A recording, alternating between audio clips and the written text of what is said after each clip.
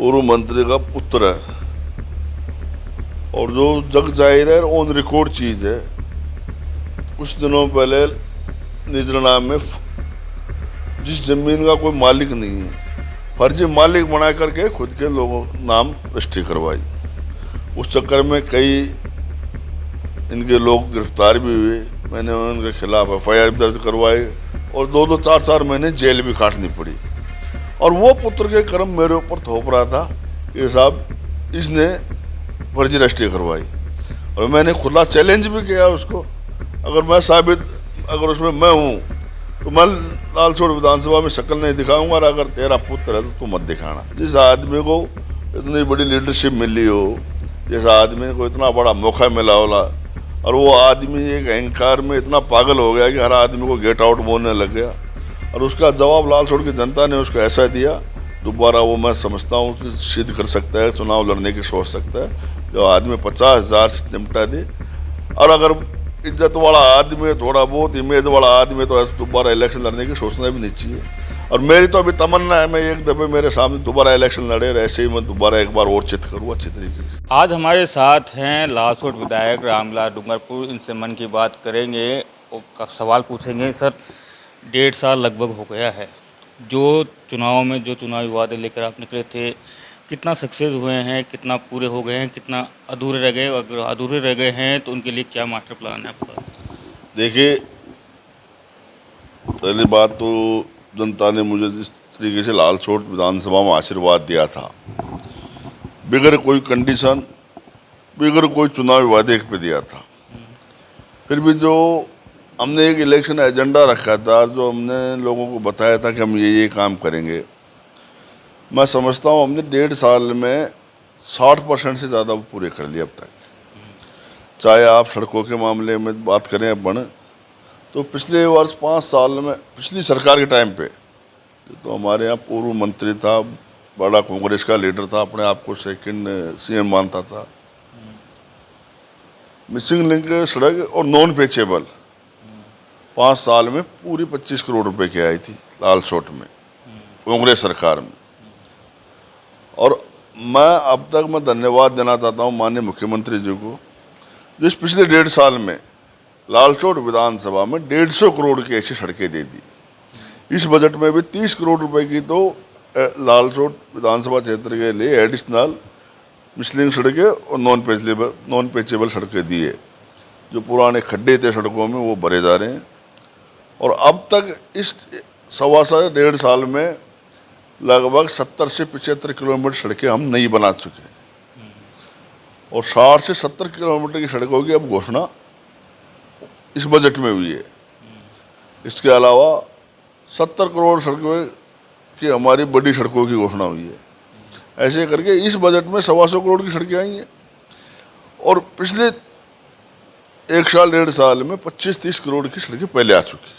तो ऐसे कुल मिला के 150 करोड़ की सड़कें तो हमारी अब से पहले लालसोट विधानसभा में आ गई। तो इसमें एक चीज़ है, आप सड़कों की बात कर रहे हैं, तो सड़कों पर ज़्यादा ध्यान क्यों केंद्रित किया आपने? सड़कों पे इसलिए हमारे लालसोट में सब गांवों में ज़्यादातर जो आबादी है वो ढाणियों में, खेतों में बसी हुई है। और उनको अगर कोई किसी चीज़ की ज़्यादा सबसे पहले ज़रूरत है तो वह है रास्ते की ज़रूरत, सड़क की ज़रूरत। अगर आपके पास रास्ता है, सड़क है, तो आने जाने में सुविधा है। ऐसे ऐसे लोग हैं जो बारिश के दिनों में 3-3 किलोमीटर, कोई बीमार हो जाता है तो उसको 4 पाई में रख के ले जाना पड़ता है। तो उन्हें सबसे पहले चीज़ ज़रूरत है तो रोडों की है। हमारे लालसोट नगर पालिका D श्रेणी में थी। हमारे पूर्व मंत्री जी ऐसी 6 दफे विधायक रहे, कभी उनका ध्यान नहीं गया ऐसी चीज़ों पे। हमने मुख्यमंत्री जी से निवेदन किया और उन्होंने पहले बजट में लालसोट नगर पालिका को D श्रेणी से सीधा नगर परिषद में घोषित किया, और आज नगर परिषद के रूप में काम कर रही है।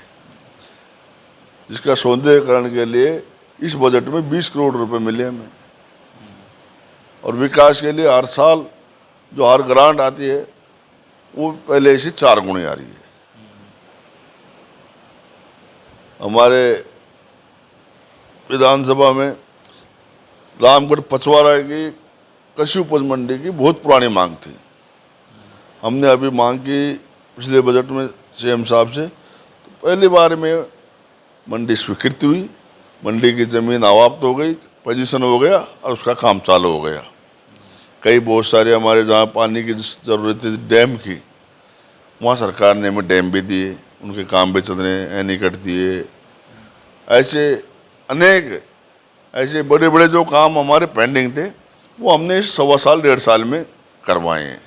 फ्यूचर की क्या प्लानिंग है और ऐसी कोई डिमांड है जो लाल सोट के लिए मुख्यमंत्री से मांगेंगे, बजट में मांगेंगे?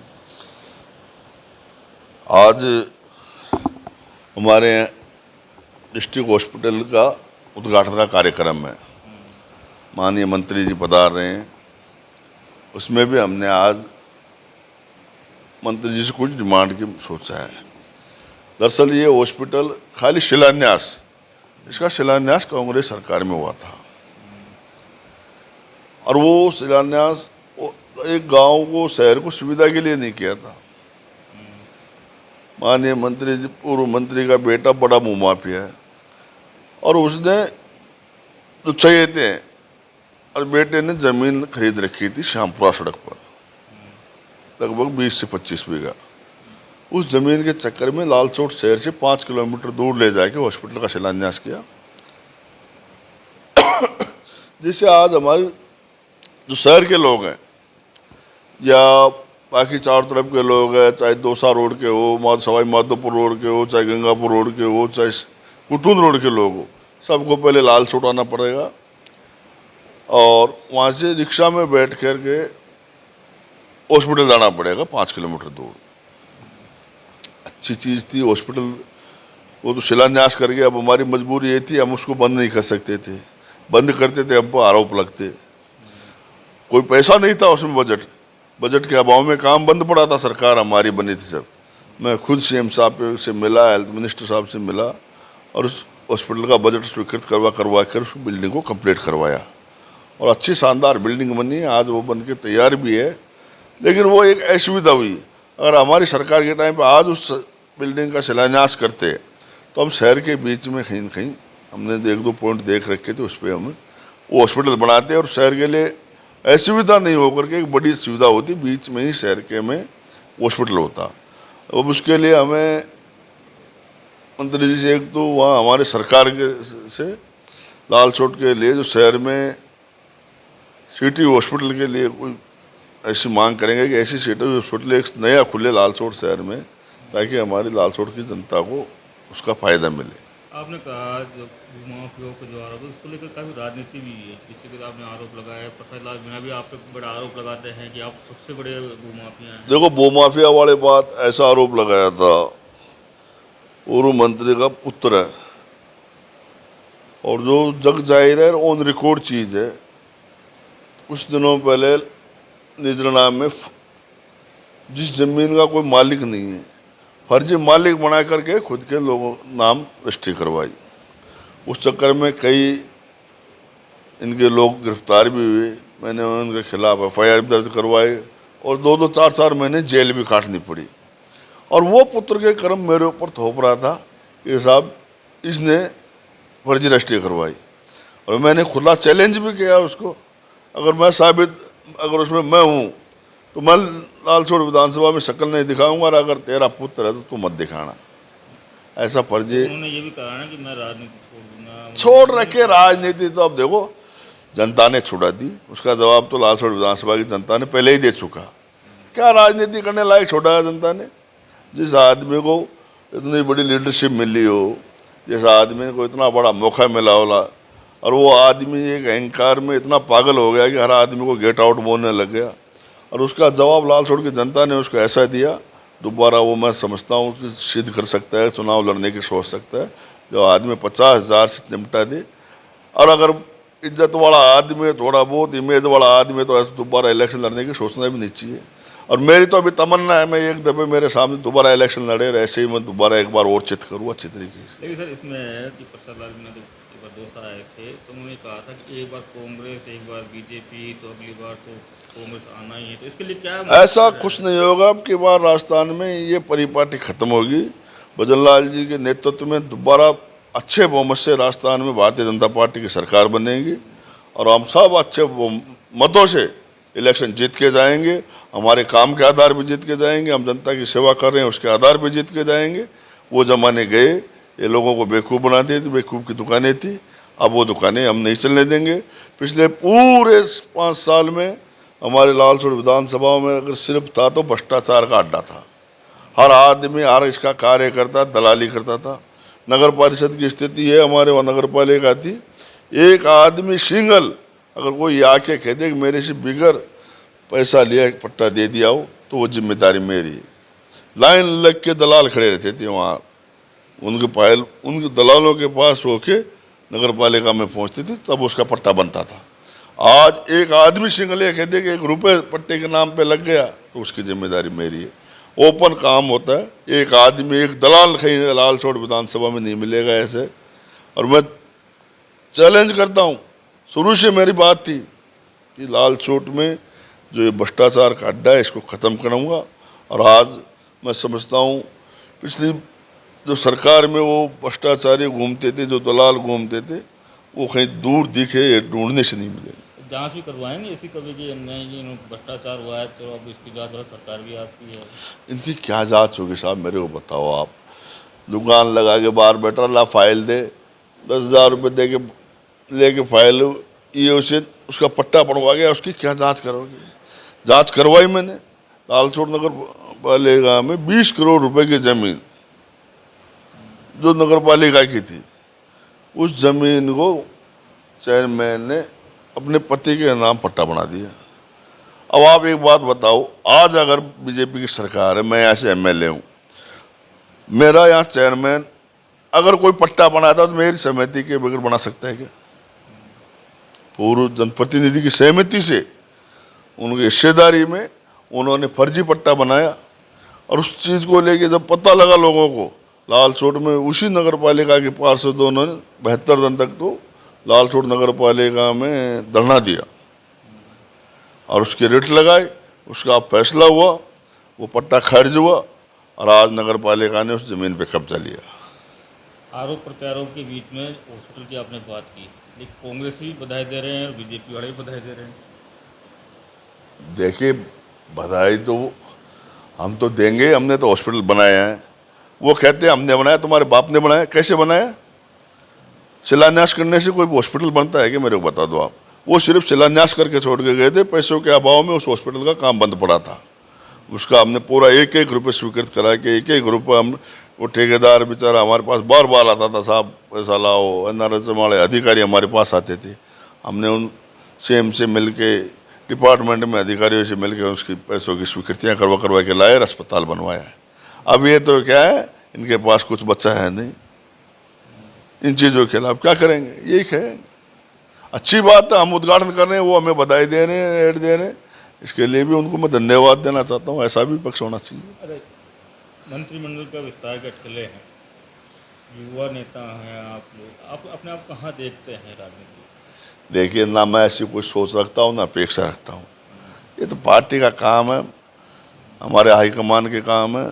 जैसा उनको उचित लगेगा वो करेंगे और जो पार्टी निर्णय लेगी उससे हम सहमत हैं। क्योंकि जेपी नड्डा जी भी आ रहे हैं 31 मई को, तो अटकलें तेज हो गई हैं कि विस्तार होगा और रामविलास डूंगरपुर का नाम चल रहा है कि मंत्री बनेंगे। मैं तो ऐसे मैं बताया ना, अपेक्षा नहीं रखता हूँ। फिर भी जब सरकार पार्टी हमारी निर्णय करेगी, क्या निर्णय करती है, अच्छा निर्णय करेगी, मैं समझता हूँ जो भी करेंगे अच्छा करेंगे। मैं इसलिए पूछ रहा हूँ कि तिरुला बिना कुछ दिन पहले लालसोट आए थे, तब उन्होंने भी कहा था कि मेरे जो गले में घंटी है रामविलास के गले में घंटी। वो डॉक्टर साहब मजाक करते रहते हैं, वो कोई खास बात नहीं। खास बात नहीं है, लेकिन कुछ सवाल ऐसे हैं कि जिस तरीके से आप कुछ दिन पहले थाने पे गए थे, काफ़ी आग उगला हो गए थे और काफ़ी कुछ, क्या था मामला? वो एक हमारा कार्यकर्ता थाने में गया था, कोई पुलिस कर्मी ने उसे बदतमीजी की। और देखिए, मैं सब चीज़ बर्दाश्त कर सकता हूँ, मैं मेरा खुद का अपमान बर्दाश्त कर सकता हूँ, कोई मेरे से गाली निकाले वो मैं सुन सकता हूँ, लेकिन अगर कहीं पे मेरा कार्यकर्ता का अपमान होता है वो मुझे बर्दाश्त नहीं होता। उसके लिए मैं सब चीज़ भूल जाता हूँ, चाहे कोई कर्मचारी हो, थानेदार हो, पुलिस हो, फिर मैं वो मुझे बर्दाश्त होगा ही नहीं होगा। क्योंकि मेरे लिए मेरी लालसोट विधानसभा की जनता और कार्यकर्ता सर्वोपरि है। उसके लिए मुझे किसी को डांटना भी पड़ता है, उसका अपमान होता है तो मैं अपना अपना अपमान समझता हूँ। विपक्ष हमेशा ये आरोप लगाता है कि विधायकों की मंत्री सुनते नहीं हैं, और आप कुछ दिन पहले गए थे तो आपने भी बड़े आरोप लगाए थे कि मंत्री सुनते नहीं। अब सुनवाई हो रही है? नहीं, शुरू से सुनवाई होती है, विधायक सरकार का पार्ट है, कोई विधायक असंतुष्ट नहीं है, सब विधायक सरकार से संतुष्ट है। और छोटी मोटी बातें आपस में एक परिवार में चलती रहती है, ये तो उनके पास, उन जैसा मामला हमारे है नहीं कि एक खेमा दिल्ली में 5 स्टार होटल में बैठे और ये खेमा राजस्थान में 5 स्टार की होटलों में बैठे। गहलोत साहब अलग खींचे, पायलट साहब अलग खींचे, ऐसा हमारा नहीं है। हम सब एक हैं, हमारे संगठन का ही सर्वोपरि मानते हैं, और जो संगठन निर्णय लेता है उसी को हम आदेश मानते हैं। पायलट गहलोत की बात की, लेकिन अब कुछ दिन की तस्वीर आई है, साथ में बैठे खाना खा रही थी पूरी कांग्रेस। और सब दिखाने वाली चीज़ें हैं, चुनाव आने दो फिर देखते हैं, एक नज़दीक में बैठेंगे कि आपस में। तो क्या लगता है कि हमेशा जब किरोलाल बड़े मजे लेते थे और बीजेपी बड़े मजे लेती थी, एक जगह जब खा रहे हैं तो ऐसा नहीं लगता कि कांग्रेस एक संगठित हो गई है? अच्छी बात है संगठित हो, पर हमें लगता नहीं है। ये दिखाने वाली चीज़ें अलग होती है, अंदर से अलग चीज़ें होती है। इलेक्शन जब आएगा जब इनके आपस में पोल खुलेगी, और कांग्रेस धीरे धीरे कांग्रेस मुक्त भारत होता जा रहा है, और अब बचा नहीं है कांग्रेस के पास में। हमारी जो पार्टी है वो देश की नहीं दुनिया की सबसे बड़े दल के रूप में उभर के सामने आई है। और अच्छा, जिस तरीके से विकास की दृष्टि हो, दुनिया में देश का नाम रोशन करने वाले हमारे आदरणीय प्रधानमंत्री नरेंद्र मोदी जैसे नेतृत्व में सरकारें काम कर रही हैं, और सब लोग संतुष्ट हैं। किरोलाल मीणा के खास माने जाते हैं। किरोलाल मीणा ऐसा ही भर्ती मामले को काफ़ी हमलावर होते हैं, बात उठाते हैं, युवाओं के लिए संघर्ष करते रहते हैं। आप किस तरह से देखते हैं, कभी मंत्री पद से चले जाते हैं, अब मंत्री पद से वापस आ गए हैं? ये छोटी मोटी नाराजगी वाला मामला परिवार में सब में चलता है। डॉक्टर साहब ने एसआई भर्ती का मामला उठाया, कांग्रेस सरकार के टाइम पे उठाया।